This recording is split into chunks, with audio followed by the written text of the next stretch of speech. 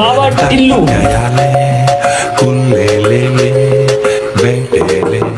বাড়ি থেকে আসিস বাবা 50 টাকা দে, তোর সরকারি চাকরি হবে। ক্লাস 2 থেকে পড়ালেখা বাদ দিয়ে দিয়েছি, আবার সরকারি চাকরি পাবো? 50 টাকা দে, তাহলে তোর ভালো বউ হবে। ভালো কথাই বললেন, অত সুন্দর একটা মেয়ে দেখে বি করলাম, তার লোকের হাত ধরে পালিয়ে গেল, আর আপনি বলছেন ভালো বউ হবে? 50 টাকা দে, তাহলে তোর বাবা সুখে থাকবে।